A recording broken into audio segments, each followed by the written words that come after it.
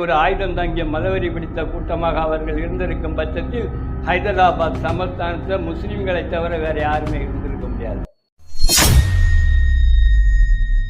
அங்கே இருந்த இடதுசாரிகள் அப்படி ஒரு பெரும் கழகத்தை மன்னருக்கு எதிராக நடத்துகிறாங்க, நிஜாமுக்கு எதிராக.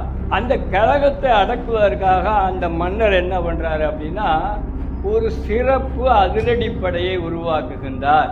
அந்த மன்னருடைய அதிரடிப்படை தான் ரஜாக்கர்.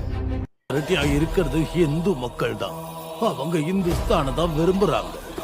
அவங்க ஒன்னும் மதம் மாறணும் இல்ல நாட்டை விட்டு ஓடும். வல்லபாய் பட்டேல் போன்றவர்களுக்கு அகண்ட பாரதத்தில் ஒரு கனவு இருக்கு இல்லையா, அவர் காஷ்மீருக்கு ஒரு நிலை எடுக்கிறாங்க, ஹைதராபாத்துக்கு ஒரு நிலை எடுக்கிறாங்க, ஜுனாகத்துக்கு ஒரு நிலைப்பாடு எடுக்கிறாங்க. காஷ்மீரை பற்றி அந்த பிரச்சனை வரும்பொழுது காஷ்மீருடைய மக்கள் முஸ்லீம்கள், மன்னர் ஹரிசிங்